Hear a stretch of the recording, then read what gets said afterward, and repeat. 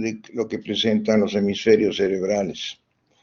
La idea importante que quiero que ustedes vean, todo esto que estoy señalando aquí es lo que es el diencéfalo. Vamos a verlo en esta imagen. Vean, todo esto es diencéfalo. Entonces, el diencéfalo entonces está dentro o en la profundidad de lo que nosotros conocemos como tercer ventrículo. Tienen que tener ustedes una visión, vean ustedes en 3 dimensiones, evidentemente. Yo quiero que esta imagen, para que observen, estos son los ventrículos laterales, estoy señalando los ventrículos laterales, estas cavidades, aquí es donde se elabora el líquido cefalorraquídeo, vean, cubierto por una membrana que recibe el nombre de septum pellucidum, que impide que el líquido salga a través de estas cavidades por este sector. El líquido sale por este sector, esto es el agujero de Monro.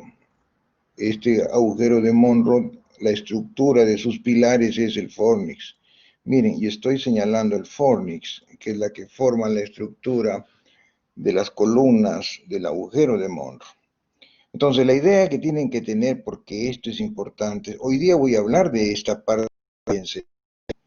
Es como si yo les hablase, como les dije ayer en la clase, de el zócalo. Si yo me voy a las profundidades del mar, las partes profundas donde yo toco tierra en la profundidad del mar, toda esa zona, o el piso del fondo del mar, yo lo llamaría la parte del diencéfalo. Este diencéfalo es bañado por el líquido cefalorraquídeo. Y esto está constituyendo este espacio que es bañado el tercer ventrículo. Imagínense ustedes que yo uno el otro hemisferio, tengo los dos y los uno los dos. Justamente cierro esta estructura. ¿Qué voy a encontrar? Voy a encontrar que va a haber un pequeño desfiladero donde va a estar, vean, como una especie de calle llena de líquido cefalorraquídeo. Y en las profundidades está el diencéfalo.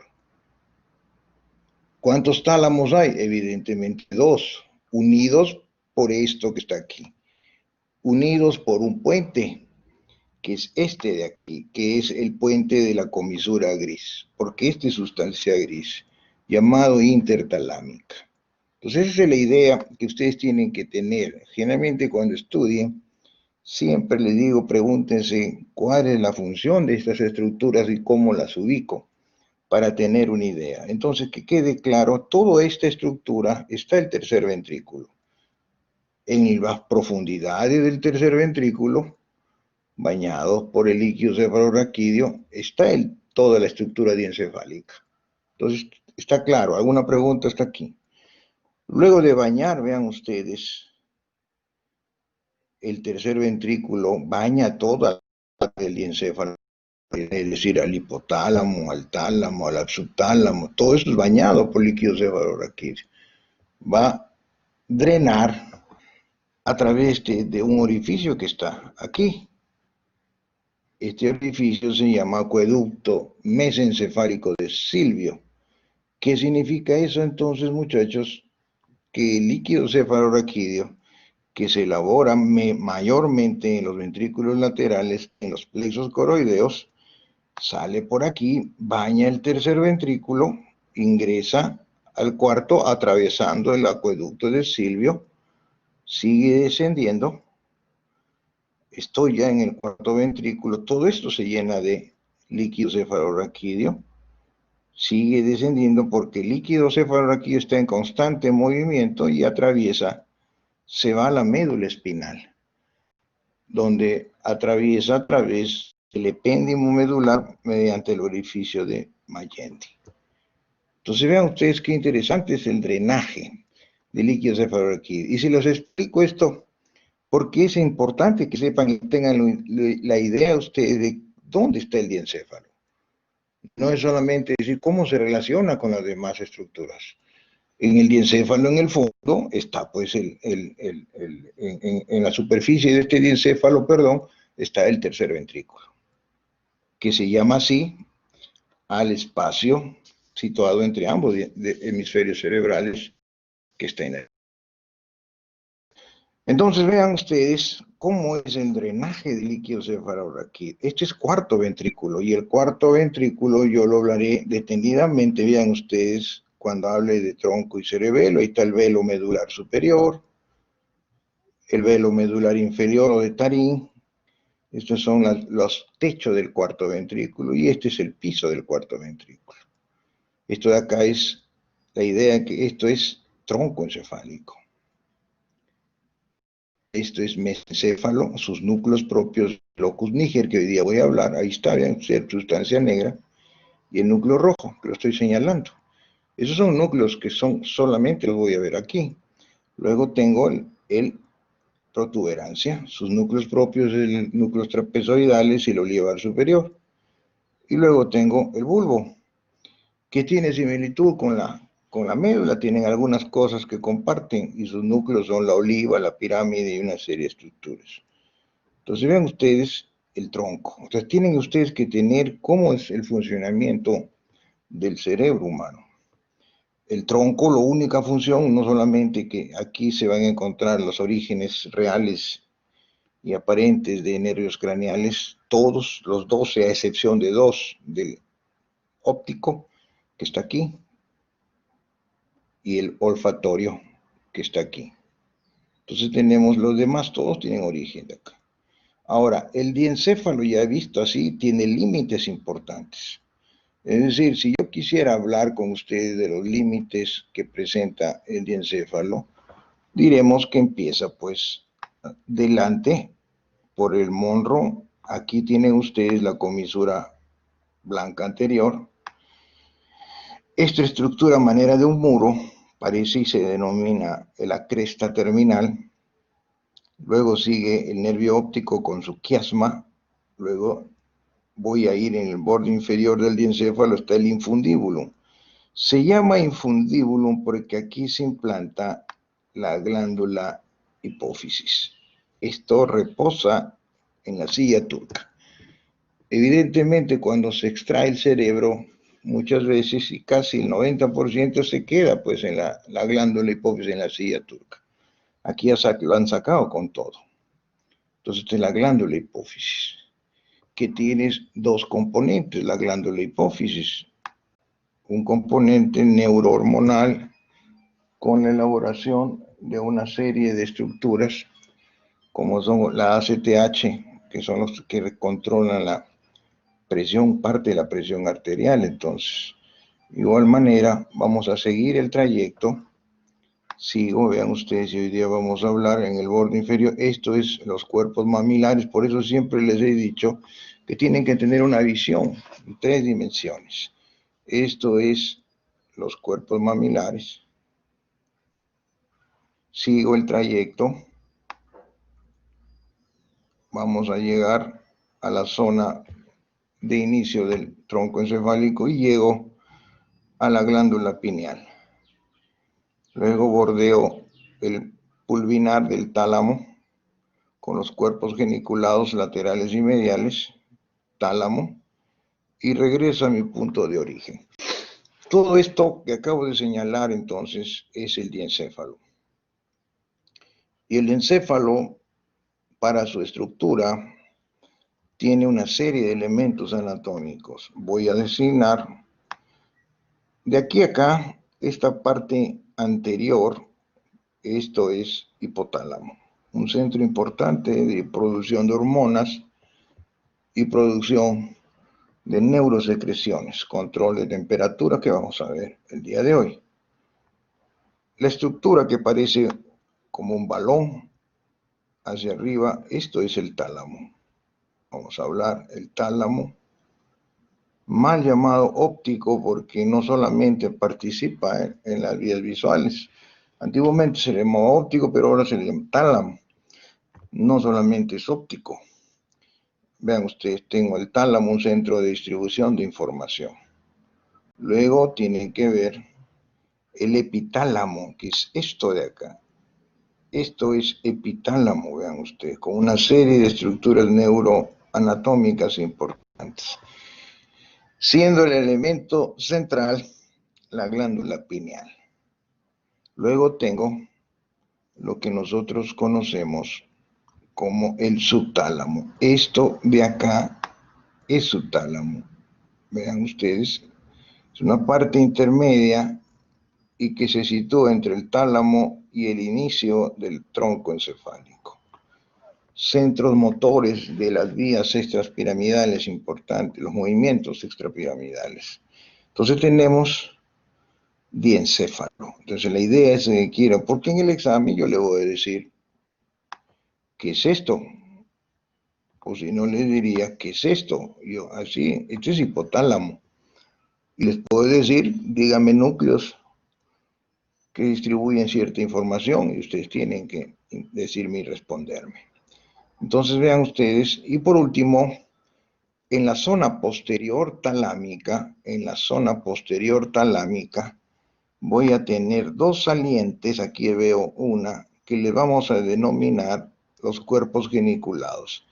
Lo denominan metatálamo porque son la zona posterior, los núcleos posteriores del tálamo, y que tienen funciones solamente que intervienen en las vías visuales, en la vía visual y en la vía auditiva. Los dos cuerpos geniculados tienen pasos importantes que ustedes tienen que conocer. O sea, son vías que atraviesan estos sectores para dirigirse al lóbulo temporal en el caso del cuerpo geniculado medial y al lóbulo occipital en el caso de lo que es el cuerpo geniculado lateral. Hasta aquí me entienden. ¿Alguna pregunta? Entonces son cosas básicas que tenemos que saber. ¿Alguna pregunta que quieran hacerme? Muy bien. Entonces vean ustedes lo que es el diencéfalo, la ubicación del diencéfalo. Entonces, si les pidiese yo límites del diencéfalo, lógico, ustedes miran anteriores, es Monro, lo que es la comisura blanca anterior, la lámina terminal quiasma. Inferiores va a ser la distancia desde el quiasma en fundíbulum, cuerpo mamilar, hasta el borde posterior de la glándula pineal. Posteriores es todo lo que es el pulvinar y la glándula pineal con el epitálamo. ¿Ya? Mediales sería entonces lo que es el tercer ventrículo. Acuérdense que está ahí la cara medial porque está hacia afuera. Es medial porque es interno para el diencéfalo. Es el tercer ventrículo. Entonces tenemos límites que presenta el diencéfalo, o llamado también cerebro intermedio, porque está dentro de la estructura. Muy bien. Entonces, igual acá, ¿ven? Ahí tienen todas las estructuras que acabo de definirles. El hipotálamo, el tálamo, el subtálamo y lo que es el epitálamo. Lógico, el metatálamo está atrás. El metatálamo, entonces, está constituido por estas dos estructuras, que no hay que confundirlas con estas de acá. Esto pertenece al tronco, al mesencéfalo. Son los llamados tubérculos cuadrigéminos. Vean ustedes, los tubérculos cuadrigéminos anteriores o posteriores, también cubiertos por lo que los denominamos la lámina cuadrigémina. Y vean ustedes, miren lo que voy a hacer. Aquí, los cuerpos geniculados, miren, aquí tenemos, en este caso, el medial se une, tiene una afinidad, por aquí pasa la vía auditiva. Esto que estoy señalando son los brazos conjuntivales inferiores. Y esto que estoy haciendo acá es el brazo conjuntival superior. Entonces, cuando yo designe y hable de la vía visual, van a ver ustedes que la vía visual, en el caso, va a entrar por aquí, cuerpo geniculado lateral, sigue por el brazo conjuntival superior e ingresa a lo que es el tubérculo cuadrigémino superior. Los tubérculos cuadrigéminos superiores están en el mesencéfalo, en la cara dorsal posterior. Y cuando hable yo de la vía llamada auditiva, viene por acá. Es al revés, porque viene de aquí, salta aquí, al tubérculo cuadrigémino inferior, brazo conjuntival inferior, y se va al cuerpo geniculado medial. ¿Ven ustedes? Entonces, el sentido de la información que llega. No se preocupen, eso lo vamos a ver. Solamente para mostrarles esta imagen de lo que es los cuerpos geniculados, que intervienen en esta información.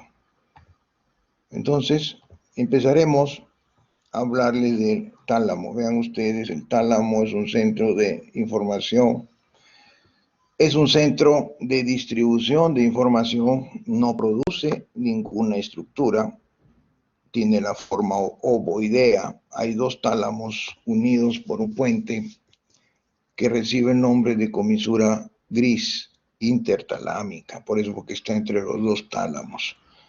Aquí los tienen, vean ustedes, el tálamo ubicado en el piso diencefálico. Este tálamo, ahí lo tienen, de color rojo, tiene relaciones directas con los núcleos basales, específicamente con el núcleo lenticular. Los dos, el núcleo lenticular, a través del globus pálidos principalmente, tienen una relación directa con el tálamo, porque los dos trabajan con información de naturaleza motora. Esa es la importancia. Entonces, los tálamos, vean ustedes, hacia atrás vamos a tener lo que nosotros llamamos los cuerpos geniculados y que van a intervenir en el caso del lateral con la vía visual. Por eso se ha relacionado con el nervio óptico. Aquí tienen ustedes, en este corte de Fleischmann, lógicamente es un esquema. En el esquema se va a ver lo que es el tálamo, vean ustedes, y sus núcleos. Los núcleos talámicos tienen una disposición, y esta disposición lo va a hacer y va a ser distribuido por lo que es la lámina medular, que en el caso se llama lámina medular interna. La lámina medular interna es la que va a hacer y tabicar los núcleos del tálamo, que como veremos es un centro importante de distribución y que ustedes tienen que dominar. Y hoy día, al acabar la clase, quiero que saquen lleven la idea de esto, de cómo funciona el tálamo. Y no se queden, siempre pregunten cómo es la distribución. Entonces, se ha hablado mucho de los núcleos talámicos, evidentemente. Yo lo que quiero enseñarles son los más importantes y que ustedes deben de saber. En primer lugar, tenemos los núcleos que recibe el tálamo, que son estos de acá. Los anteriores, ahí los tienen acá. La lámina medular interna, los núcleos, en este caso es la visión que se ve por el lado lateral. Entonces, aquí tenido, vamos a ver un ratito, vamos a ver acá. A ver acá. Vean ustedes, aquí tenemos, yo les hice que ayer, cómo es el tálamo y los núcleos tienen. Aquí tienen ustedes la lámina medular. La lámina medular, ahí está interna, que nos divide y lo forma los núcleos. El tálamo tiene dos caras, mide 4 por 3 por 2. Una cara externa, que es esta, para fines académicos, lo he hecho esquematizándolo para que ustedes saquen conclusiones y llevenlo un positivo de esto, y una cara interna. Pero si ustedes se han fijado, tanto en la cara externa como en la interna, los núcleos que permanecen ahí es el anterior, siempre están en las dos caras, y los posteriores. ¿Está bien o no? ¿Hasta ahí me siguen? Sí. A ver, levanten la mano. ¿Cuáles son los núcleos que presenta el tálamo por su cara ventral y lateral? Levanten la mano, a ver. ¿Quién me dice cuáles son los núcleos que presenta el tálamo por su cara ventral y lateral? Estoy bien, es decir, por la cara anterior y afuera. ¿Qué dices? Alata, ya estoy poniendo nota, ¿eh? ¿Qué dice El, alata? el ventrolateral anterior, el ventral intermedio, el ventroposterolateral, el ventroposteromedial. No sé si el anterior y el posterior también cuentan, porque como que están No, aquí. esto sí, estos son de la cara ventrales, por eso le llaman ventrales anteriores. Todos estos son laterales. Esta es una visión lateral, o sea que yo estoy mirándolo por fuera y esta es una visión medial, estoy mirándolos por dentro. Entonces, en la cara lateral, acuérdense que si lo miro por fuera, va a haber alguien en núcleos que están por delante, afuera y adelante, y afuera y atrás. Entonces, ¿cómo llamaría yo a los que están lateralmente hacia afuera, pero están situados adelante? Ventrales laterales o anteriores. Ventrales laterales intermedios. Y estos de aquí son los que yo les llamé y les dije, doctores, este ha sido un solo núcleo que le llamaban el ventral posterior. Este núcleo ventral posterior, evidentemente, lo dividimos en dos: ventral posterolateral y posteromedial. Igualmente tengo los que están hacia atrás y afuera, el dorso lateral. Y luego tengo los que están ubicados por dentro. Dentro de ellos, los más importantes es el centro medial y el dorso medial. Hay pequeños núcleos que también lo voy a poner, que son los llamados intercalares. Los núcleos, vamos a ver, pongan ustedes, son núcleos de asociación que están situados acá, que reciben el nombre de núcleos intercalares. Entonces, el tálamo es un centro de distribución de información. ¿Qué significa eso? Que recibe informaciones. Cuando recibe, les voy a denominar aferencias, y lleva información o eferencias que salen de estos núcleos y que se van a la corteza. O sea, su función es distribuir fascículos tanto de naturaleza motora como de naturaleza sensitiva. ¿Ven? Entonces, no produce hormonas, no tiene no produce neurosecreciones, nada. Solamente el tálamo es su función. Es como un sistema que lleva y distribuye, como un sitio donde pasa toda la información y la lleva a determinados sitios de la corteza. Luego tenemos a esta estructura que se les denomina pulvinar. Todo esto es la zona posterior talámica, que le llamamos pulvinar, y es donde los libros en general lo llaman como el metatálamo. Es decir, la zona posterior, donde se ubican dos salientes denominados cuerpos geniculados. Entonces hay que saber ubicar cuál es lateral y cuál es medial, porque el lateral es un centro intermedio que interviene y trabaja con la vía visual y el otro con la vía auditiva. Entonces, esto es lo que nosotros lo vamos a ver al final cuando veamos las vías visuales y auditivas. Muy bien. Ahora, las vías que llegan acá, como les dije, vean ustedes, cada núcleo que acabamos de denominar tiene funciones específicas. Se especifica para realizar y distribuir determinada función.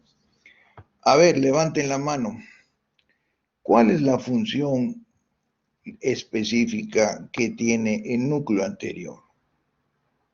Levanten la mano. ¿Qué dice? A ver, Milagros. ¿Qué pasó, Milagros? ¿De qué grupo eres tú? Doctor, buenas tardes. No está el link del profesor Rasuri. ¿No ha Creo que venido? sí, no está ni siquiera su link. Bueno, ya, dime, Milagros, a ver. que trabaja trabaja para el sistema límbico. Así es. Entonces la idea que tenemos que saber es eso, ¿no es cierto? El sistema límbico, específicamente el circuito de Papez, que yo se los hice, creo que la vez pasada, y le dije, ahí están los pasos del circuito de Papez, que empezaba en el hipocampo, seguía por la fimbria, seguía en el fornix, pilar posterior, anterior, y llegaba al cuerpo mamilar. Y luego ingresaba esa información del límbico de las emociones a lo que era el núcleo anterior. Así es. O sea que las vías que llegan al núcleo anterior, si se les pregunta aferencias, son las vías mamilo-talámicas. Así es. Aferencias al núcleo anterior, mamilo-talámico. Y la eferencia son las tálamo-corticales, pero van a la corteza del cíngulo, la corteza singular. Acuérdense que el cíngulo es la circunvolución del cíngulo está en la cara medial de los hemisferios y que se limita por dos fisuras, la callosa marginal y la paracallosa. Y ahí tienen las áreas que Brodmann les designó, que son las 23, 24, 31 y 32. O sea que este núcleo solamente tiene esa especificidad. Nada más, el núcleo anterior es límbico, circuito de Papez y en la vía de paso de las emociones. Entonces, aferencia y eferencia. A ver, les pregunto a ustedes, el ventral lateral anterior, levanten la mano. ¿Qué tipo de información reciben? A ver, ¿quién me dice?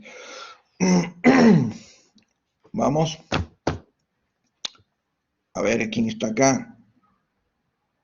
A ver, aquí G, a ver, aquí G, dime tú. ¿Qué tipo de información? Es motora, doctor. Motora, así es, muchachos, motora, pero recibe información, o sea, de la sustancia negra. Es decir, del locus niger, la sustancia negra. O sea que este núcleo talámico es el que interviene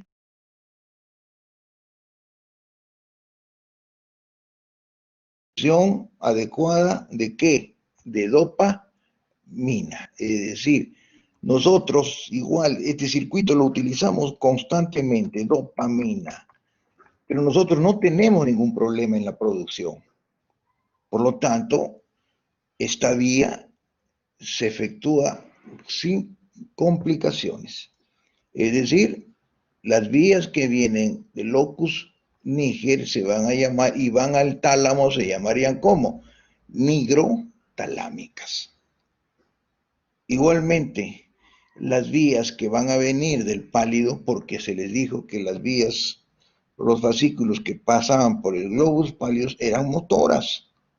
Acuérdense que les dije, y por el putamen eran.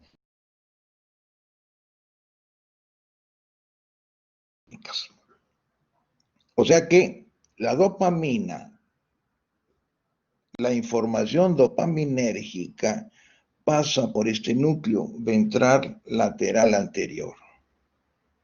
O ventral anterior les llaman algunos, para luego ir vía tálamo cortical a las áreas de la corteza motora frontal. 4 y 6. ¿Qué pasa cuando mi producción de dopamina es limitada, es poca, o incluso no se produce dopamina? ¿Qué dices, Milagros? A ver, lógico. ¿Qué sucede? Esa información sigue trabajando. El tálamo acaso va a decir, ya no, yo no tengo que hacer nada, no, la información sigue. Lógico que el tálamo lo que va a llevar es una información. ¿Qué cosa? Le va a llevar a la corteza cerebral, le va a decir, mira corteza, ¿qué cosa va a decir? Así es, yo te voy a llevar, yo cumplo mi función, yo te llevo información de cantidad de... Yo te estoy llegando esa información. Y al no llegar dopamina, la corteza, lo que va a suceder es que no tiene estímulo dopaminérgico, va a empezar los temblores o o lo que se llama el síndrome de parkinsoniano, temblores en reposo.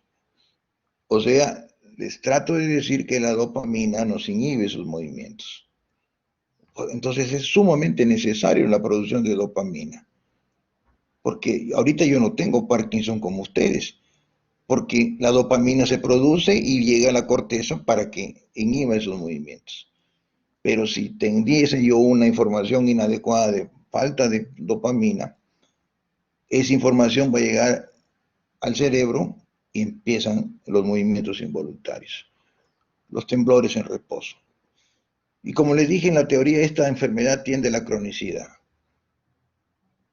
Puede uno debutar en la 40, 50 años si tiene antecedentes familiares con pequeños temblores. Entonces ya me está llamando la atención hacerse dosaje de dopamina y luego, conforme pasan los años, esta enfermedad tiende a evolucionar. Se asocian otra serie de trastornos. Así es, lleva a lo que se llama, por eso el porcentaje de vida de un paciente con Parkinson está limitado a pesar de que se le dé la dopamina. Entonces, las vías que llegan al núcleo ventral lateral y trabajan con las vías parkinsonianas son las nigro y pálido-talámicas, y las eferencias son las tálamo-corticales, igual a las que vean ustedes, a la corteza del cíngulo, pero aquí son específicas, van a las cortezas motoras y premotoras del lóbulo frontal. Esto es importante, entonces.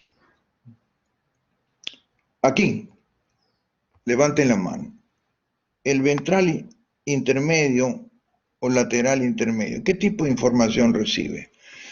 A ver, ¿qué dices? A ver. Asensio, dime tú, a ver, María. Motora, doctor. Así es. Pero ¿qué tipo de información? ¿De dónde viene esa información? A ver. Del núcleo dentado del cerebelo. ¿De cuál? Del núcleo dentado del cerebelo. Del cerebelo.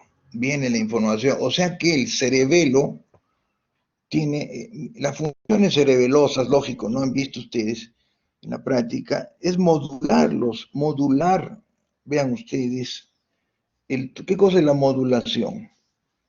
Que mis movimientos no sean toscos. Cuando yo agarro un cuaderno, ¿acaso yo lo agarro, golpeo el cuaderno, lo levanto? No, el cerebelo modula esos movimientos de acción motora, que es el tono muscular. Cuando camino, el cerebelo modula esa información.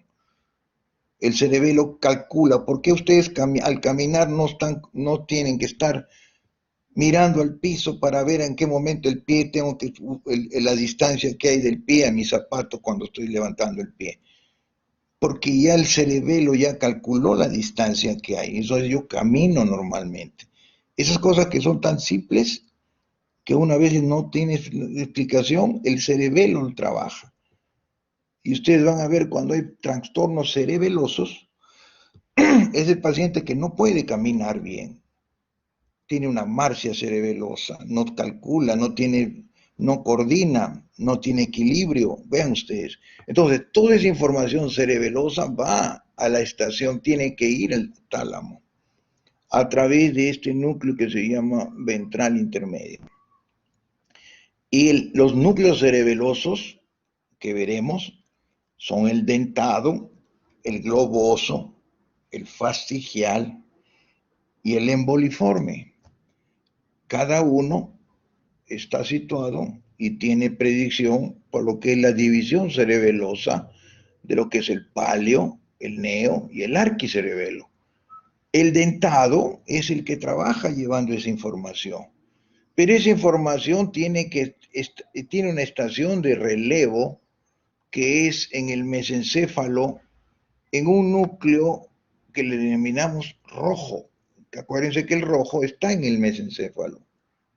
Por lo tanto, la vía viene del dentado cerebeloso, lleva la información cerebelosa y va del dentado al rojo y luego va al tálamo. Por eso se le llama rubro. Cuando usted hace la terminación rubro, es rojo, núcleo rojo. Rubro espinal, que viene del núcleo rojo a la médula. Rubro olivar, rubro vestibular. Esa terminación rubro es núcleo rojo. Entonces se le va a llamar a esta vía aferente dentro rubro talámica, que va a llevar esa información, evidentemente, a lo que es el ventral intermedio. Y luego de esta información sale, miren, a la corteza motor y premotora. Por eso se llama la vía tálamo-cortical. Entonces, si yo les preguntase aferencias al ventral intermedio, son las dentro-rubro-talámicas. Aquí están también las pálido-rubro-talámicas, llevando esa información, y las eferencias, es decir, las inferencias que el cerebelo quiere modular, que van a la corteza, para su respuesta son las tálamo-corticales y van al lóbulo frontal. Entonces vean ustedes qué diferencias son los núcleos talámicos. Cada uno tiene una especificidad. No produce nada, sino que distribuye información. Este es un núcleo, evidentemente, como dijeron ustedes, son motores, son de naturaleza motor. O sea, cuando yo les digo en la teoría o en la práctica, les diga núcleos de naturaleza motor que presenta el tálamo, a doctores el núcleo anterior, el núcleo ventral anterior o lateral anterior y el intermedio. Son motores, porque llevan información que acabo de designarlo. El otro núcleo son los ventrales posterolaterales y posteromediales. En el caso del posterolateral, ¿qué núcleo es? ¿Qué tipo de información recibe? Levanten la mano, a ver. ¿Qué tipo de información recibe? A ver, cachay. Vamos. ¿Qué tipo de información? ¿Está cachay? Sí, doctor, ¿me escucha? Dime, hola, ¿Tipo de dime. información sensitiva? ¿Información de qué? Repite. ¿Qué información? Dime, Elian. ¿Sensitiva? Sensitiva, así es, sensitiva. Lo que les dije, así es, sensitiva. Las vías que llegan al ventral posterolateral son de dos lemniscos y que vienen de la médula espinal. Son del lemnisco medial y del lemnisco espinal. ¿Y qué les dije? Que me van a dar la información sensitiva de toda mi estructura corporal, a excepción de lo que es la cabeza.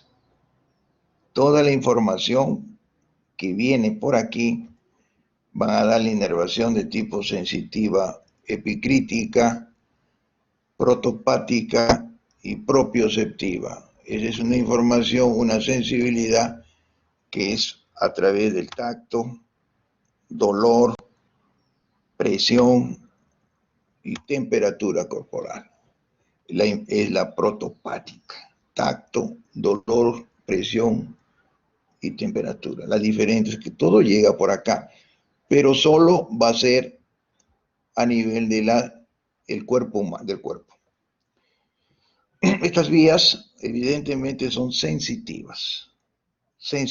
Llega acá al ventral posterolateral, llevando esa información, y por vía tálamo-cortical se van a la corteza somatosensitiva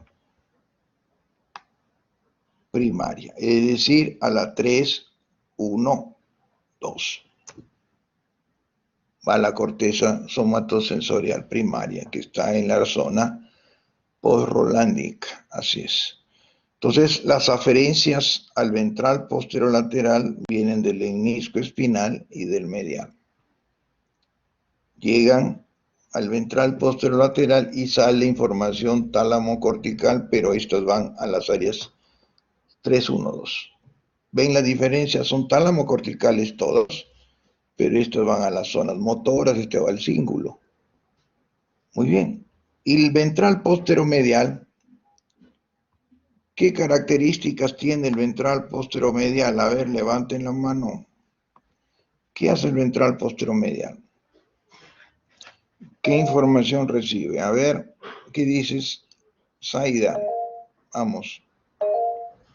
¿Qué información recibe? Doctor, también es sensitiva y como viene del menisco trigeminal, por ejemplo, da inervación sensitiva a lo que es el rostro de la cara.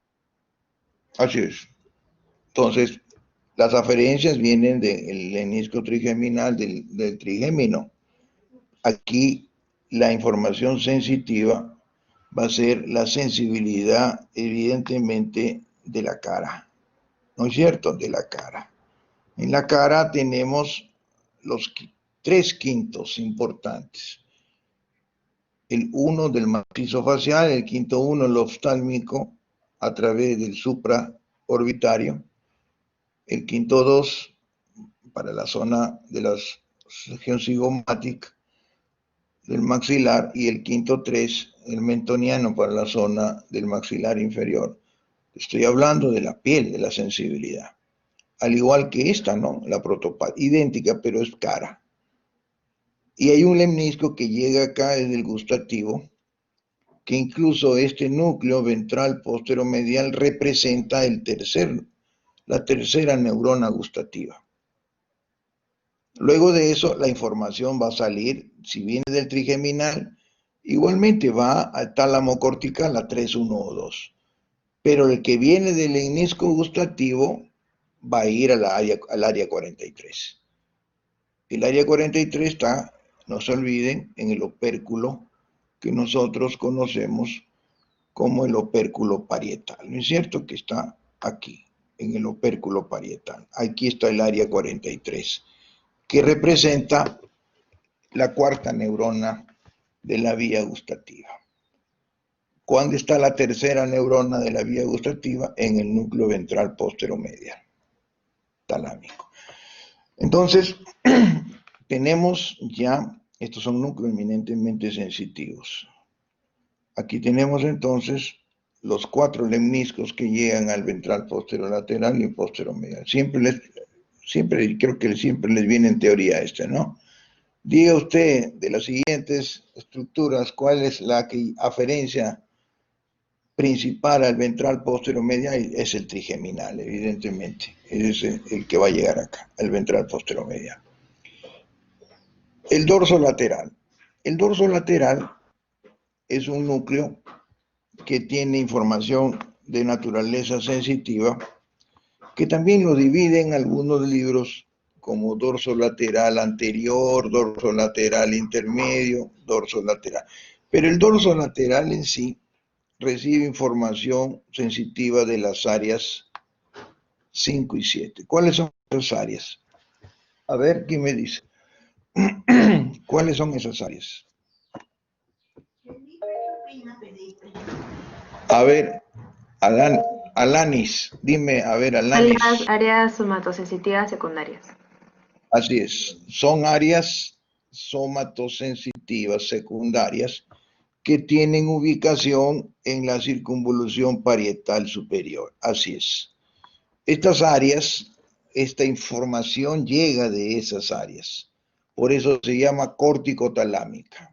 Miren ustedes, córtico-talámica especificando, si yo les digo aferencias al dorso lateral, es córtico-talámica del 5 y 7. Y la eferencia regresa al mismo sitio. ¿Cómo se llamaría? Tálamo cortical, al 5 y 7 de las secundarias. Entonces tenemos importantes núcleos que ustedes tienen que ver. Este es otro núcleo de naturaleza sensitiva. A ver acá, el dorso medial. ¿Qué tipo de información lleva el dorso medial? A ver, levanten, vamos. ¿Qué dices? A ver, Andrés, vamos. Sí, doctor. ¿Es olfatoria? Sí, así es, evidentemente. Recibe, vean ustedes, información de 3 sectores del hipotálamo recibe de la amígdala. Acuérdense, ¿cuáles son las funciones de la amígdala? Levanten esa mano. ¿Qué funciones tiene la amígdala? A ver, ¿qué me dice? La amígdala, situado prácticamente en la prolongación de la cola del núcleo caudado, tiene funciones integradas al sistema límbico, pero lo que es más importante es la estructuración de la memoria. Memoria específicamente reciente. Es decir, la memoria actual, la que yo les pregunto a ustedes, hay dos tipos de memoria que ustedes tienen. Una memoria que es la reciente, que le llamamos a corto plazo, y la otra es una memoria ya retrógrada, que son las memorias que ustedes recuerdan cuando nacieron, alguna experiencia que la traen a cotación. Entonces, muchas veces se pierde. Hay dos tipos de memoria importantes. La memoria reciente es la que está activada por lo que es la amígdala. Y luego tenemos las áreas de 47, que son áreas de la corteza frontal, naturaleza motora. Entonces, las vías que llegan acá vienen de estos tres sitios. Y las eferencias, vean ustedes, regresan al hipotálamo y al área cortical, no hacia la amígdala. Por lo tanto, si yo les digo aferencias al dorso medial, son hipotálamo-talámicas, amígdalo-talámicas y córtico-talámicas. Y las eferencias que salen son las tálamo-hipotalámicas, tálamo-corticales, especificando. Alteraciones en este núcleo lo que va a traer es esto, ¿no es cierto? Cambios en la personalidad y la incapacidad para relacionarme con las personas de mi entorno. Hay personas que no pueden relacionarse, ¿no es cierto? Tengo una incapacidad. O cambios bruscos de, vean usted, de estado de ánimo o de personalidad, cambios bruscos. Lo que nosotros lo llamamos siempre a la bipolaridad. ¿Qué cosa es la bipolaridad, muchachos? A ver, háblenme, enséñenme ustedes, a ver, ¿qué es eso? ¿Qué entienden por eso? A ver, levanten la mano, a ver, ¿qué cosa es bipolaridad? A ver, Andrés, dime, ¿qué concepto tienes tú de eso? Creo que vendría a ser cambios de ánimo así repentinos. Sí, pues, tienes cambios de ánimos repentinamente, ¿no? Estás bien y de repente estás con cólera, ¿no es cierto? Luego vuelves a estar bien. Entonces eso también está mal, ¿no es cierto? Tú tienes que, lógico, todos tenemos cambios constantes a veces de estado de ánimo, pero en estas personas se caracteriza porque es muy recurrente, vean ustedes, recidivante, constantemente están en ese problema. Tú no sabes si en qué momento está bien, en qué momento está mal. Entonces, estos cambios de temperamento se ha asociado a este núcleo, que son el dorso medial. ¿Ven? Y el otro núcleo que tenemos acá es el centro medial talámico. Es un núcleo que nosotros lo llamamos de asociación, que significa que distribuye información entre ellos, ¿no? Eso interconecta, ayuda a la interconexión, ¿no es cierto? Ayuda a la interconexión, son núcleos de asociación. Entonces, que quede claro, los núcleos talámicos, la información que lleva, la información que va a llevar, a dónde lo dirige, casi todos son a la corteza para cumplir una función determinada. ¿Ya? Vamos a continuar entonces. Entonces, a ver, vamos a ver acá.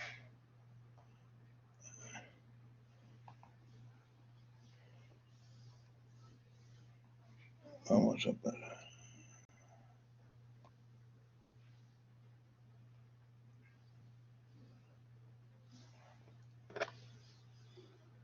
A ver acá.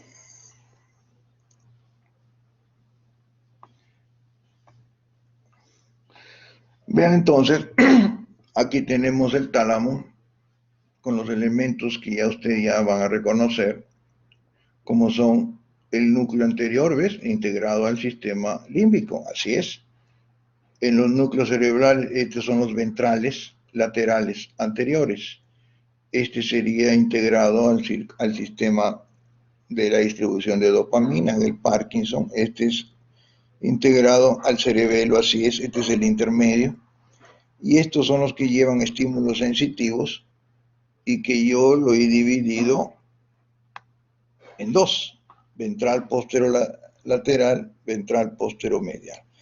Estos posteriores son lo que nosotros llamamos el metatálamo, que está integrado al sistema de las vías auditivas y las vías visuales, a través de los cuerpos geniculados, como bien dice acá, laterales y mediales. Aquí tenemos la zona lateral. Entonces vean ustedes, eso es el tálamo. Aquí lo tenemos, el núcleo anterior, vean ustedes. Ahí tienen el núcleo anterior. Este es el ventral anterior, el intermedio, aquí está. Vean, el ventral posterolaterales, posteromediales, el dorso lateral, ¿ven? Cuando yo miro, estoy mirando el tálamo, pero lo estoy mirando de afuera hacia adentro, es decir, estoy mirando esto hacia afuera. Este es entonces la cara lateral. Y esta cara lateral tiene dos bordes. Uno que mira hacia adelante, que son los ventrales laterales, y otro que mira hacia atrás, que son los dorsolaterales. ¿Me entendieron? Acá hacia atrás están ya los dorsomedios y centromedial. ¿Qué dice acá? Centromedial, y acá están el dorsomedial. Entonces, esa es la idea que quiero. Esto de aquí es el pulvinar, o lo que es el metatálamo, con los cuerpos geniculados. Muy bien. Aquí tienen rápidamente el resumen de lo que he hablado. El anterior integrado al circuito hipofisis, a la corteza límbica. No tiene ningún tipo, ya saben que la diferencia es al cíngulo tálamo cortical, a la corteza del cíngulo. Ahí está. Luego tenemos el dorso medial, ya lo dije, hablé al final, integrado a los cambios de conducta, con los elementos importantes que llegan ahí. Aquí tenemos el núcleo anterior, cómo trabaja con lo que es las vías del circuito de Papez, integrado al sistema límbico. Aquí tenemos el núcleo anterior, cómo se distribuye todo esto que ustedes ven acá. Esto es la corteza singular. Pregunta de examen, este es el cíngulo. Área de Brodmann, 23, 24, 31 y 32. La corteza singular está situado entre lo que nosotros llamamos la callosa marginal, ahí está la callosa marginal, y la otra que se llama la paracallosa, que está justo por encima del cuerpo calloso.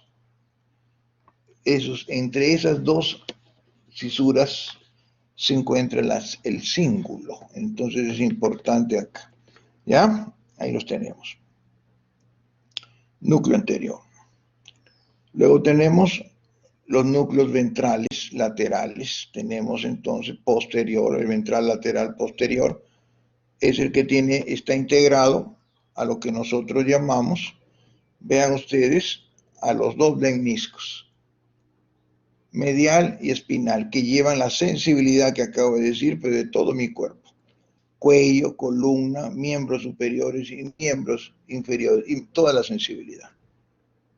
Epicrítica, discriminativa, propioceptiva, emotiva, profunda consciente, la protopática. Toda esta información lo lleva a través del lemnisco, tanto medial como espinal.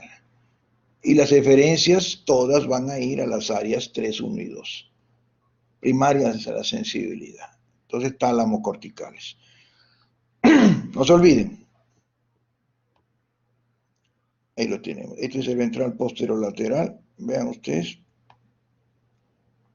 El ventral posterolateral y el posteromedial. El posteromedial trigeminal. El lemnisco trigeminal y gustativo. Sensibilidad que dice acá, de la cara. Todo lo que es la sensibilidad de la cara y me está llevado a través de las vías del menisco trigeminal. Pero sus vías van a regresar, en el caso de la trigeminal, salen eferencias igual que la anterior, a la 3, 1 y 2. Y las que vienen del menisco gustativo van a ir a las áreas 43. Por eso les dije que esta es la tercera neurona y esta es la cuarta neurona de la vía gustativa. Ahí tienen el posteromedial, está por dentro.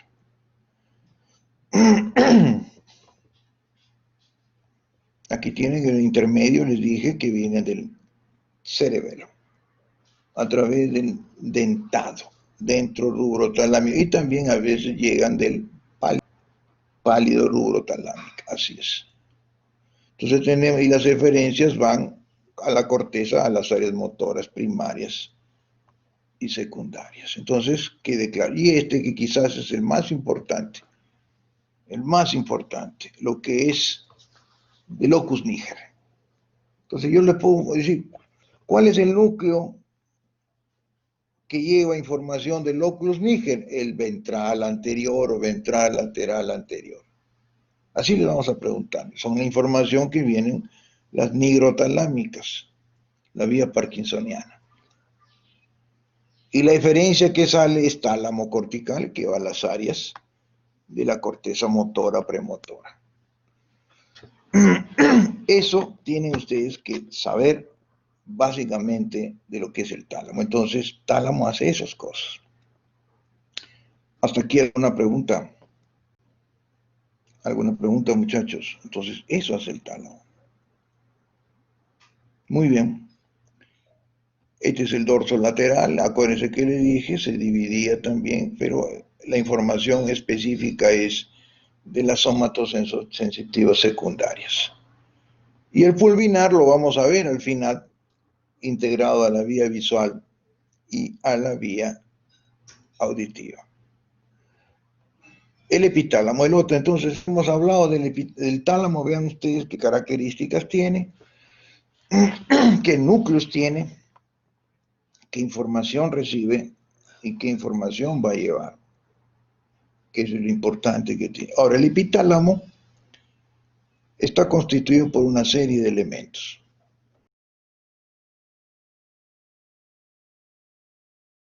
Glándula pineal. Si yo les preguntase cuáles son las estructuras neuroanatómicas que constituyen el epitálamo, a ver, levanten la mano, ¿cuáles son las estructuras neuroanatómicas que constituyen el epitálamo? A ver, Milagros, dime. La comisura blanca posterior, la glándula pineal, la comisura avenular, el trígono avenular y el núcleo avenular. Excelente, ven, esas cositas básicas. La glándula pineal, la comisura blanca posterior, el trígono avenular, la comisura avenular, la estría medular. Esas son entonces las estructuras neuroanatómicas que constituyen la glándula pineal. Vean, aquí está la glándula pineal. Vean ustedes, a veces es difícil disecarla. Está situado entre los dos tálamos, miren ustedes. Esto que estoy señalando aquí es la glándula pineal. ¿Qué función tiene la glándula pineal? A ver, vamos. ¿Qué función tiene esta glándula? ¿Para qué? A ver, ¿qué dices? A ver, María, dime. ¿Qué función tiene la glándula pineal? Produce neurosecreciones como la serotonina, la melatonina, la noradrenalina. También inhibe la vasopresina y la oxitocina. Así es, inhibe la producción, pero tiene funciones importantes. ¿Cuál es la más importante? ¿Quién me dice? A ver. Brigitte, ¿está Brigitte o no? Sí, doctor. Dime. Lo ¿Qué de funciona? regular los ritmos circadianos. Sí, eso es importantísimo también. ¿Qué más? Que son el sueño y la vigilia. Así es. Es antioxidante y geoprotectora. Así es, y también les dije yo lo que es la maduración sexual, ¿de acuerdo que les dije yo? Entonces tenemos, eso es la zona del epitálamo, ¿no es cierto? Entonces tienen que tener ustedes, vean, en este esquema, cómo está constituido neuroanatómicamente el epitálamo, ¿no es cierto? La glándula pineal, que es el elemento importante y central, alrededor de él tenemos la comisura blanca posterior, que esta es una comisura que es mayormente interconecta la lámina cuadrigémina, o sea, la parte de los tubérculos cuadrigéminos superiores, que interviene en el sistema, en el reflejo fotomotor. Este reflejo es el que se realiza a través del tercer nervio. O sea que es una comisura accesoria de la vía visual. Luego tenemos los pedúnculos avenulares, el trígono avenular y la comisura avenular. Aquí los tenemos.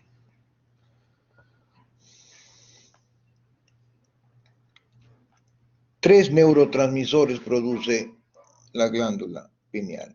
Como dijo su compañera, la noradrenalina, la serotonina y la que es más importante, la melatonina. ¿Por qué es más importante la melatonina? A ver, levanten la mano. ¿Quién me dice qué cosa? ¿Por qué la melatonina dentro de todas las secreciones es lo que más, ¿qué dices, Hans? ¿Por qué? ¿Por qué? Porque la hormona de la melatonina va a inhibir lo que es la antineurohipoficiaria y la antiadenohipoficiaria. Sí, también actúa como esos dos factores, ¿no es cierto? Pero hay una cosa adicional. A ver, ¿qué me dice Zaida? ¿Por qué es importante la melatonina? Sí, porque la producción de la melatonina da lo que es la pigmentación de la piel. Así es. Bueno, sí, la melatonina es una neurotransmisor importante que da la pigmentación. Pero lo más importante es que se activa con la poca luz. Cuando hay oscuridad se activa la melatonina. O sea, reacciona a la luz. Y como dijo su compañera, la luz está relacionado al ritmo circadiano. Día, noche, día, noche. Yo tengo un reloj biológico. Yo tengo un reloj interno que me está diciendo, bueno, ahorita son las 3, 4 de la tarde. Y cuando veo que se oscurece, yo sé que van a ser las 6 o 7 de la noche. ¿Por qué tengo esa característica? Porque yo tengo un reloj biológico. ¿No es cierto? Entonces, ese reloj biológico me dice que en la noche a determinada hora tengo sueño, tengo esa capacidad de dormir. Y durante el sueño, vean ustedes, por eso les dije yo, y a mí me ha sucedido, yo puedo poner una alarma a despertarme a una hora de 6 de la mañana, pero a veces me despierto antes que suene la alarma y yo la apago. ¿Por qué? Porque tu cerebro, tu ritmo biológico, y está activo y está funcionando. Se adelanta a la alarma muchas veces. Tú sabes, tu cerebro, me voy a levantar antes de que suene la alarma. Y segundo, ¿por qué hay personas que cuando están, por qué hay personas que en sus cuartos cuando quieren dormir mejor, ponen cortinas oscuras? ¿Por qué hay personas que se tapan los ojos para no ver la luz? ¿Por qué? ¿Ah? Díganme por qué. ¿Porque les hace conciliar mejor el sueño? Porque esta glándula se activa con la luz. ¿No es cierto? Entonces, por eso hay personas que cierran, bajan las cortinas. Ustedes podrían dormir, así sea de noche, sin cortinas. Es imposible a veces. Entonces cierran la cortina, tratan de buscar la oscuridad. Hay personas que se tapan los ojos incluso para dormir. Entonces, porque ahí pueden conciliar mejor. Es ese activado por el sistema pineal. Entonces, la melatonina tiene esta importancia. Pero la melatonina también tiene dos cosas importantes, como dijimos. Dos cosas. Tiene un efecto antineurohipoficiario. Está contra la producción de oxitocina y vasopresina. Y antiadenohipoficiario, es decir, Su destrucción produce la pubertad precoz. Caracteres sexuales, vean ustedes, secundarios que aparecen antes de la edad promedio. Y lo que es pinealomas o lo que es tumores a espectro produce lo que es la pubertad retardada. A ver, me dicen varias cosas, ¿no es cierto? Pero la glándula hipoficial, la glándula pineal, lo que hace es la maduración sexual. Yo me estoy yendo a los dos extremos, cuando estirpo la glándula y cuando hay tumores en la glándula. Pero normalmente me produce la maduración sexual. Mi glándula, vean ustedes, tanto en el hombre como en las mujeres, produce la maduración sexual, lo que es caracteres sexuales. Entonces, tiene esa función. Ahora, tiene también la inhibición de lo que es la oxitocina y vasopresina, cosa que en el hipotálamo, como veremos, producen estos a través de sus núcleos. Los dos se equiparan y los dos, vean ustedes, tratan de llegar a un equilibrio, de no producir demasiada oxitocina, para eso está la acción de la melatonina, y uno de producir oxitocina, la acción hipotalámica. Entonces, tiene estos efectos. Entonces, en resumen, frena el desarrollo de los genitales cuando existen tumores, pero es la maduración sexual. Pigmentación de la piel y vigilia y sueño. ¿Ven? Entonces, ustedes, la glándula pineal, una cosa es muy importante. Muy importante. Vean ustedes, para lo que es mi reloj biológico, que lo tengo yo activado constantemente. Aquí es para explicarles cómo la menstruación en las mujeres es estimulado por la luz. Por eso les expliqué, si yo llevo a un grupo de generalmente señoritas a una zona nórdica donde los días son eternos y las noches son eternas, es decir, ahí si ustedes se han fijado y estudian, hay zonas en Islandia, al norte de Noruega, de Suecia, donde los días duran más tiempo, pueden haber 2, 3, 4, hasta 5 o 6 veces los días y las noches duran igual. El ritmo de la menstruación de esas personas que viven ahí se va a alterar. Van a tener periodos de amenorrea, periodos, vean ustedes. ¿Por qué? Porque la luz estimula a través de los sistemas simpáticos cervicales a la glándula pineal, las vías aferentes. Y la glándula pineal envía información a los ovarios para la ovulación. Entonces, vean, hay ciclos anovulatorios por la presencia de luz. Entonces, ¿qué importancia es la luz? Vean ustedes. Imagínense ustedes que se vayan a vivir al Polo Norte, donde hay 6 meses de noche y 6 meses de día. ¿Se acostumbrarían? Yo creo que al inicio no.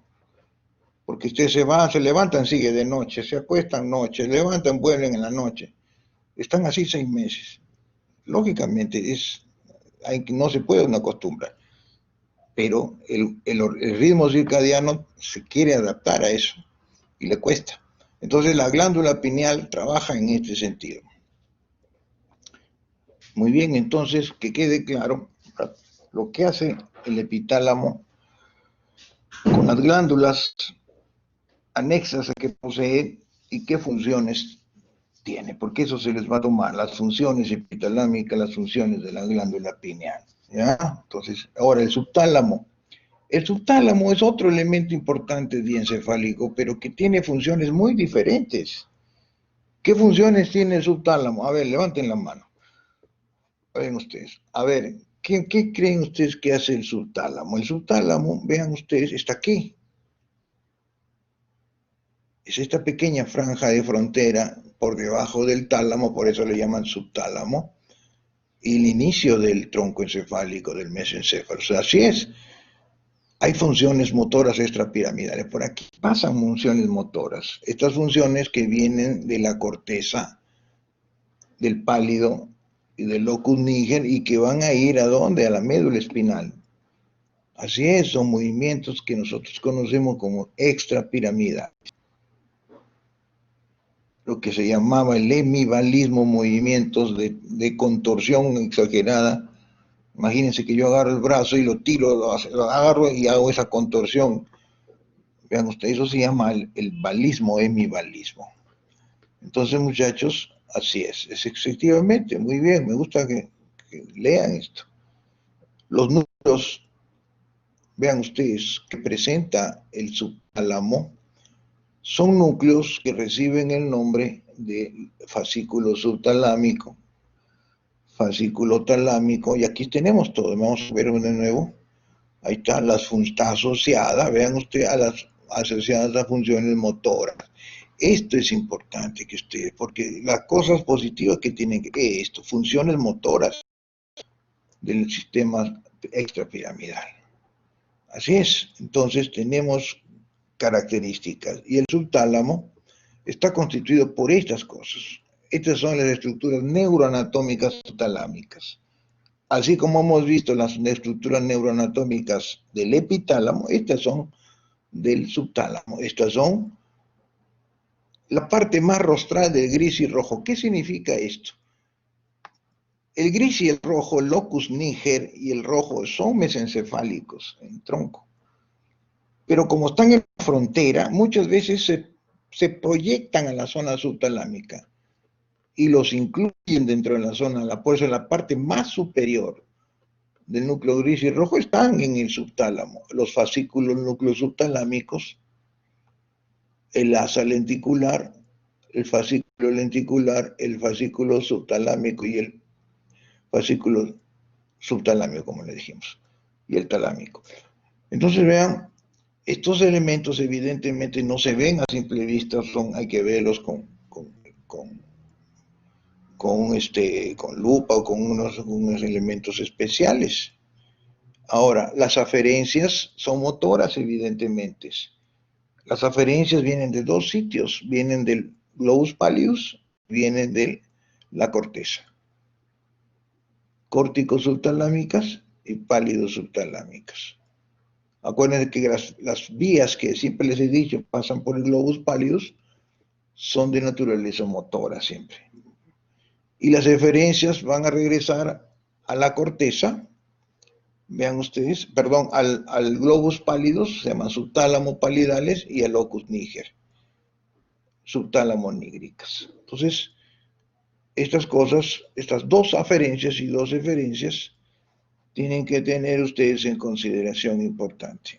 Vean, el subtálamo es una zona pequeña que lleva esta información. Entonces, cuando hay trastornos o lesiones que están a nivel de estos núcleos subtalámicos, van a producir alteraciones, como dice acá, motoras consistentes en movimientos involuntarios, violentos y mantenidos de extremidades y a veces el cuello y la cara, lo que llamamos el hemibalismo. Entonces, a tener en consideración eso. Aquí tenemos entonces la zona subtalámica, ¿no? Acá está el subtálamo. Entonces, por eso, en el examen yo no le voy a hacer esto, le voy a poner de frente, agarro y pongo acá una flechita. ¿Y qué es esto? Le voy a decir, ese es el subtálamo. Y segunda pregunta, le voy a decir, dígame los núcleos que posee el subtálamo. O terceramente, ¿qué función posee el subtálamo? Entonces, tenemos acá características subtalámicas. Entonces, hemos visto, acá está la glándula pineal, vean, el epitálamo con la glándula pineal, ¿no es cierto? Hemos visto esto, hemos visto también el tálamo, ¿no? Ahí está el tálamo, vean, grande el tálamo.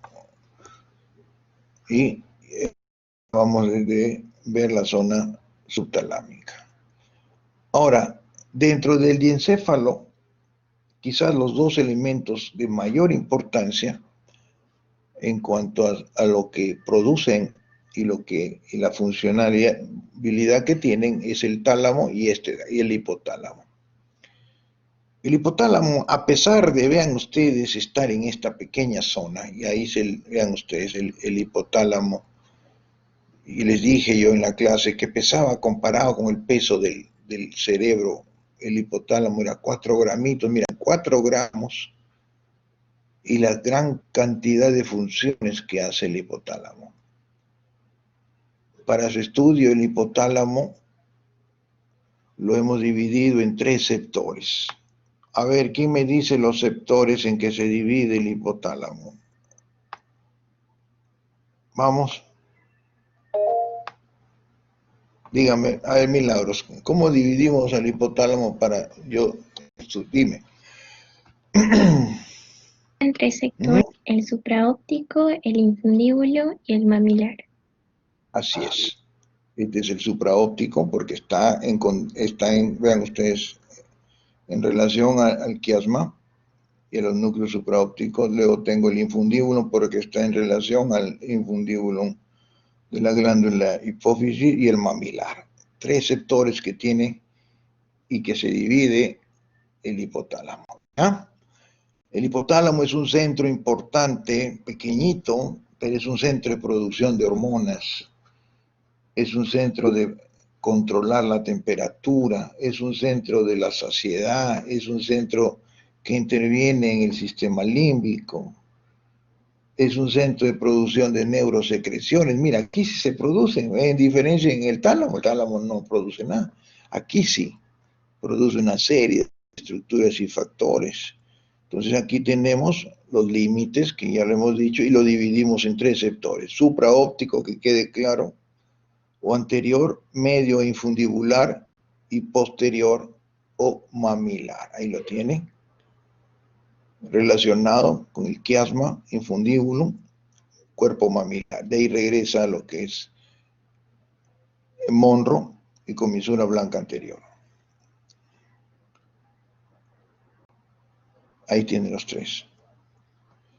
A ver, rápidamente a ustedes les voy a decir, ¿qué hace el preóptico? Vamos.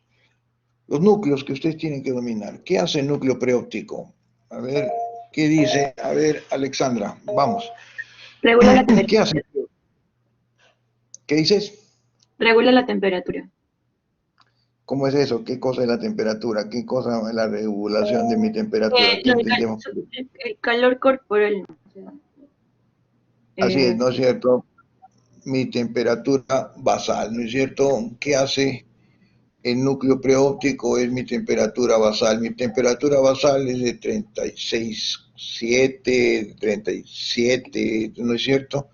Entonces, así es, actúa como el termostato, ¿no? Ahorita estaba regulando mi temperatura. Entonces, eso hace el núcleo preóptico. Dicen que se activa por lo que es la aspirina, ¿no es cierto? La aspirina. ¿Cuál es la fórmula de la aspirina? El ácido acetil salicílico, ¿no es cierto? Interviene muchas veces. Segundo, el hipotalámico anterior. A ver, ¿cuál es el hipotalámico anterior? Rápido, levanten la mano. ¿Qué dices? A ver, María Alejandra, dime. ¿Qué es el hipotalámico anterior? Sí, una función antihipertérmica. Función antihipertérmica. Dime. Función antihipertérmica. Así es, antihipertérmica, ¿no es cierto? Es decir, mi organismo reacciona ante una función antihipertérmica, ¿no es cierto? ¿Cómo me protege a mí este núcleo ante la fiebre? Levanten la mano. Si yo tengo fiebre, ¿qué hace? A ver, dime, Esterlinda, dime, ¿qué hace cuando tengo yo fiebre? Sí, ¿Cómo yo puedo, mi cuerpo baja esa fiebre? Sudando, profesor. ¿Qué dices, Esterlinda? No te escucho, levanta el volumen. El cuerpo actúa mediante cuando uno suda. Se defiende para no... A ver, ¿qué me dice? A ver, ¿qué dicen? Evidentemente está bien. ¿Qué hacen? Así me están escribiendo, ¿no? La sudoración, ¿no es cierto? La sudoración, ¿qué cosa es lo que hace la sudoración? Cuando yo corro, por ejemplo, no sudo. ¿Por qué? Porque estoy acumulando calor y la sudoración hace que yo elimine calor. Así, entonces, si yo estoy con la temperatura aumentada, la sudoración es un mecanismo para eliminar calor, que es lo que uno quiere. ¿Y qué pasa con mi frecuencia cardíaca? ¿Aumenta o disminuye? aumenta o disminuye. Cuando yo tengo fiebre, tómense el pulso ustedes. Van a ver que está aumentado, hay una frecuencia aumentada. Es un mecanismo importante. ¿Y mis arterias se abren o se cierran? ¿Qué produce eso, muchachos? Así es, hace la vasodilatación. La vasodilatación produce igualmente característica importante, el hipotalámico anterior. ¿Y qué hace el hipotalámico posterior? ¿Qué función tiene el núcleo hipotalámico posterior? A ver, Hans. La función contraria, antihipotermia. Antihipotermia, ¿no es cierto? ¿Y qué cosa hace mi organismo cuando yo tengo frío? Cuando mi temperatura está bajando, pues, a ver, ¿qué hace mi organismo para compensar ese frío? ¿Qué hace? ¿No es cierto? Lógico, como dice su compañera, hace bradicardia. Mi frecuencia empieza a hacerse más lenta. Segundo, ¿sudo o no sudo? No, ¿no es cierto? ¿Qué hago? Hago tirito, ¿no es cierto? Tengo escalofrío. Así es, empiezo a temblar, como dicen ustedes. Y segundo, mis arterias se cierran. Esto se produce una vasoconstricción. ¿Para producir qué cosa? Aumento en la presión arterial. Para que el flujo de sangre que llegue a mi cerebro aumente en ese momento con mayor presión. Vean ustedes cómo la naturaleza es sabia, ¿no? Como estos núcleos nos tienden a proteger. Luego tengo los núcleos llamados supraquiasmáticos. A ver, ¿qué hace el núcleo supraquiasmático, muchachos? Dime, Andrés, ¿qué hacen los núcleos supraquiasmáticos? Sería la circulación cardíaca. A ver. ¿Qué me dice? A ver, Escalante, ¿está Joel Escalante? ¿Qué cosa hace, muchachos? Sí, doctor. Produce la... ¿Qué hace? Este supraquiasmático produce hormonas. Y produce una hormona que es... ¿Qué es ese? ¿Cuál es ese?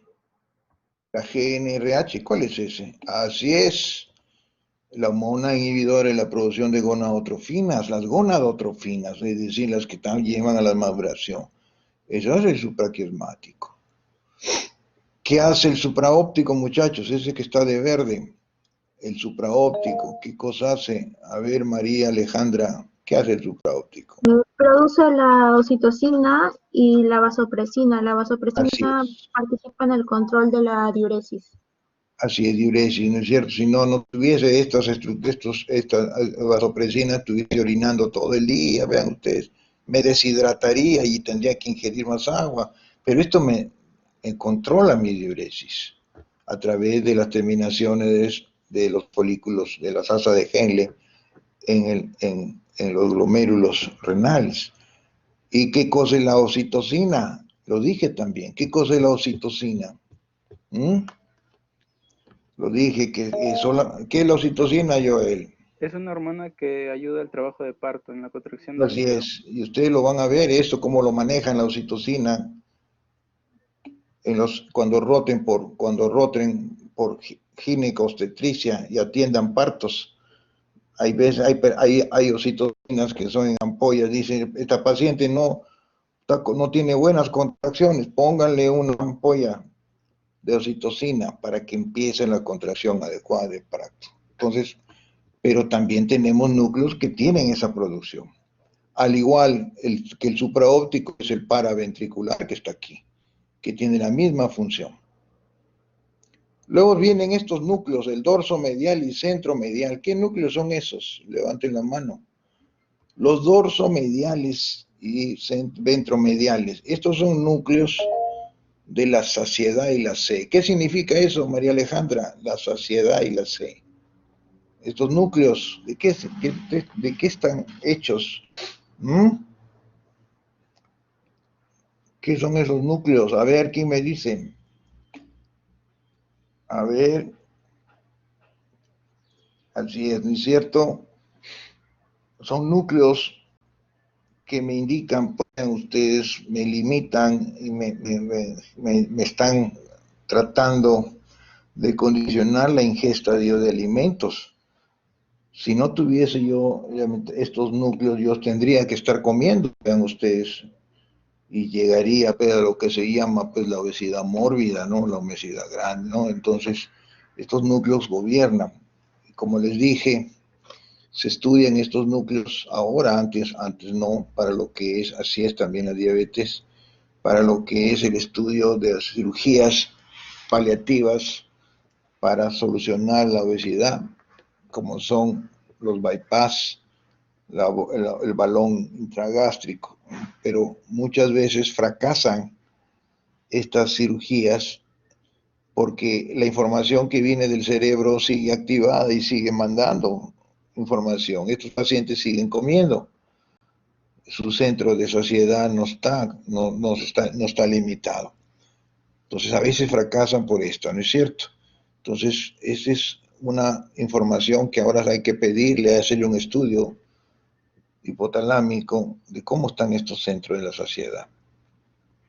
Si ustedes han visto cómo hay personas que tienen la saciedad aumentada, ¿no? He visto, hay películas que vienen del extranjero, con una persona que come 3, 4 pizzas en una tardecita, pide 4 pizzas para ella sola y comienza a comer. Tiene la necesidad imperiosa de comer, comer y comer. Entonces llega a pesar más de 300 kilos, 400 kilos, y siguen comiendo. No se puede hacer nada porque evidentemente la familia ya incluso no puede hacer nada, porque los centros de saciedad están alterados. Estos centros son estos núcleos y están en el hipotálamo. Entonces vean ustedes, tenemos información importante. Y luego tengo el arcuato. El arcuato también le llaman infundibular. Estos núcleos arcuatos elaboran una que nosotros llamamos lo que es la prolactina, inhiben la prolactina, el núcleo inhibidor de la prolactina, es decir, en el momento del trabajo, después del trabajo de parto, inhibe la producción de leche materna. Luego tenemos lo que es igualmente producción de las hormonas de crecimiento, inhibidor de la hormona de crecimiento y las gonadotrofinas. El núcleo arcuato infundibular. Entonces, otra cosa que también tienen que saber, los núcleos hipotalámicos, tanto anterior y posterior, aquí están los núcleos primarios simpáticos y parasimpáticos. Parasimpáticos en el posterior, hipotalámico posterior, aparte de ser hipertérmicos e hipotérmicos. Y por último, este que está en azul es el cuerpo mamilar. O sea que ya ustedes tienen que saber que el cuerpo mamilar pertenece al hipotálamo, pero también está integrado al sistema límbico. Por aquí van a ir, hoy día hemos hablado, de aquí van las vías del circuito de Papez al tálamo, por eso se llaman mamilotalámicas. Así es, los fascículos mamilotalámicos van al núcleo, ¿qué núcleo? Al anterior. Entonces por aquí pasa esa información. Entonces vean ustedes información importante de los núcleos que tienen y que se ubican en la región hipotalámica. A ver acá, esto ya lo dejo para ustedes para que lo tengan.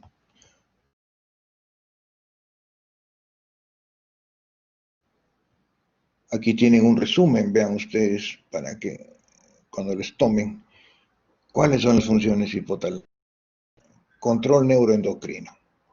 Miren todo lo que produce, hormonas, factor liberador de hormona de crecimiento, este es el arcuato, inhibe la hormona de crecimiento, liberador de gonadotrofina, este es el supraquiasmático, el PIH, inhibidor de la prolactina, este es el arcuato, control de neurosecresorio, oxitocina y vasopresina, ¿cuáles núcleos es? El supraóptico y el paraventricular. Así, los dos tienen esta función. Luego tenemos regulación de la ingesta de agua, los centromediales y de los núcleos laterales o dorsomediales, del hambre y la sed, Tenemos ahora los sistemas, ya lo dije, parasimpático y simpático. Regulación de la temperatura. Miren lo importante que es regular la temperatura a través de los núcleos. Hipotalámico anterior, posterior y preóptico. Y el comportamiento sexual y interviene en el sistema, en el circuito de papel. Mire todo lo que hace el hipotálamo, entonces, que quede claro entonces cómo está constituido. Si ustedes se han fijado, ven, cada uno de los elementos del diencéfalo no tiene nada que ver con el otro, miren. Uno tiene función motora, otro elabora melatonina, maduración sexual, otros son núcleos que distribuyen información. El hipotálamo elabora una serie de cosas, hormonas, neurosecreciones, controla la temperatura. Todo eso hace el hipotálamo, entonces, que quede claro, ¿ya? Ahora, vamos a ver rápidamente lo que es el metatálamo. Ahora vamos a ver las dos vías, que son las vías visuales y las vías auditivas. El cuerpo geniculado está asociado a los reflejos visuales, y esto queda claro, y el medial a los reflejos auditivos. Estos elementos los tenemos acá, miren ustedes, como dije en la parte inicial, el geniculado lateral, por aquí pasan las vías visuales. Y el geniculado medial asciende en las vías auditivas. Pero se complementan siempre, tienen relación directa el geniculado lateral que trabaja con la vía visual, con el tubérculo cuadrigémino superior. Acuérdense eso. Y el cuerpo geniculado medial que trabaja con la vía auditiva, con el tubérculo cuadrigémino inferior. ¿Ya? Entonces son elementos importantes. Ahí los tienen, ¿ven? Ahí los tienen, los dos.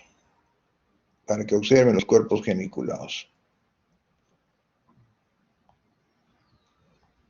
Ahí los tienen, miren ustedes, aquí tenemos el cuerpo geniculado, aquí tenemos el tálamo hacia arriba, estos son los cuerpos geniculados lateral, medial. Vía brazo conjuntival superior, la información visual llega al tubérculo cuadrigémino. Estos son los tubérculos cuadrigéminos superiores. Esto ya es tronco, la parte del mesencéfalo. Y las vías visuales vienen de los tubérculos, vienen previamente de aquí, de las áreas vestibulares, que ahora vamos a ver, en tronco vamos a ver las áreas vestibulares, que la ala blanca externa, la información viaja acá, al tubérculo cuadrigémino inferior, vía brazo conjuntival inferior, va al cuerpo geniculado medial y de ahí se va al área 41 de la corteza de la circunvolución de Hesch, al área 41. Entonces vean ustedes cómo es la información de las vías. Vamos a ver, solamente estoy hablando de los tubérculos cuadrigéminos. Aquí tenemos las neuronas de la vía visual. Conos y bastones, primera neurona, ganglio, vean ustedes, células ganglionarias, segunda neurona, que es la octava capa de la retina.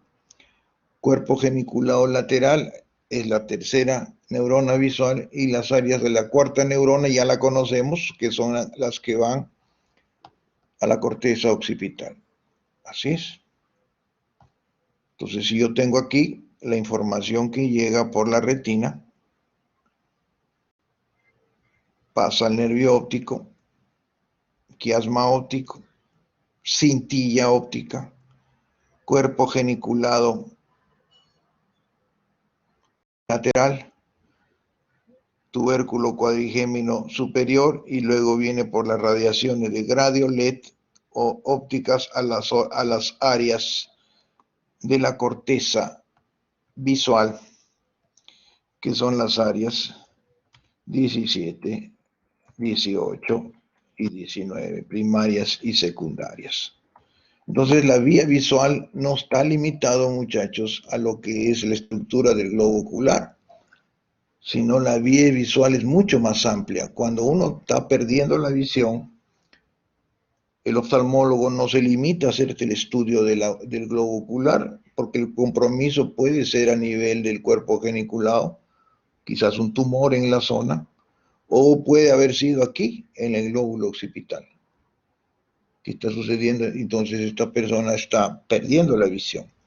Entonces tenemos las características. Ahora, aquí hay dos vías. La primera vía cuando yo les pregunte, les voy a decir hasta aquí. Diga usted en forma ordenada y secuencial la vía que yo le llamo retino, poner acá, retino genicular. Y aquí tiene, diga usted en forma ordenada y secuencial otra vía, que es esta visual, que se llama, vamos a poner acá, la vía genículo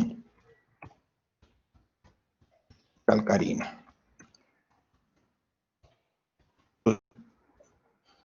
Hay dos momentos. La vía retinogenicular está constituida desde el momento que ingresa el estímulo luminoso por la retina, pasa por el conos y bastones, las células ganglionares, sigue el nervio óptico, quiasma óptico, cintilla óptica y termina en el cuerpo geniculado lateral. Esta es la vía retinogenicular. La vía genículo-calcarina es la que empieza del cuerpo geniculado lateral, sigue vía brazo conjuntival superior, tubérculo cuadrigémino superior, que les dije, vías radiaciones ópticas hacia las áreas visuales de la corteza occipital. Repito, la genículo-calcarina empieza del cuerpo geniculado, vamos a ponerlo acá, cuerpo geniculado lateral, sigue vía brazo conjuntival superior y tubérculo cuadrigémino superior. Esa es la vía que sigue las radiaciones ópticas hasta las áreas visuales. Entonces hay dos vías adicionales a la vía visual, la retinogenicular y la genículo-calcarina. ¿Ya, muchachos?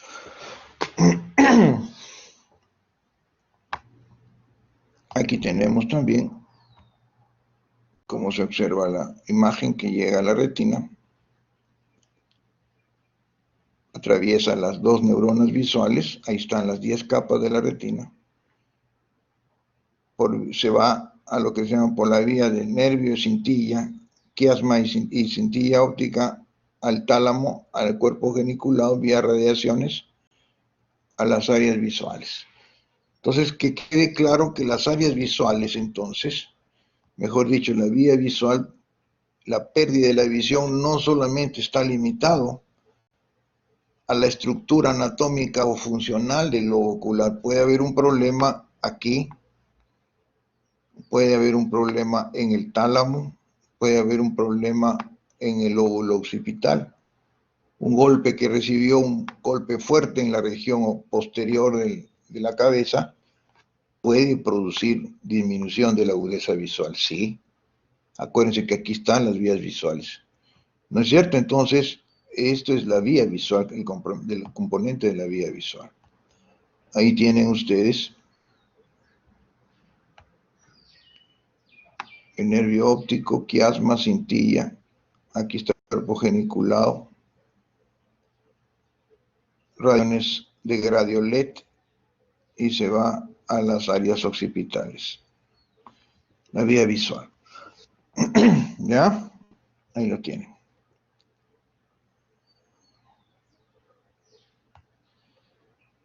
En cuanto a la vía auditiva, igualmente tiene 4 neuronas. Pero las vías auditivas, la primera neurona está en el oído, en el ganglio espiral, en el órgano de Corti.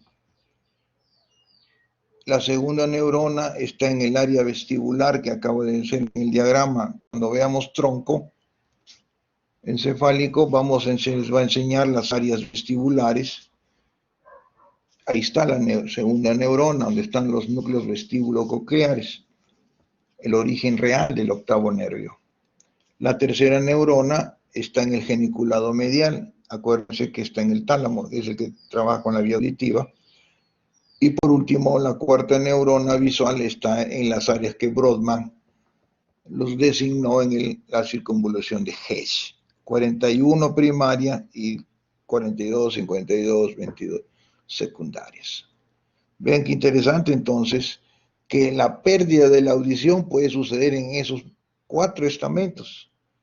Entonces uno tiene que tener en claro cómo es la distribución de la vía, no solamente en la región del órgano de corte, sino que puede haber también problemas en la región del genículo, tubérculos o los cuerpos geniculados mediales, o también los cuerpos geniculados, la circunvalación de Hess.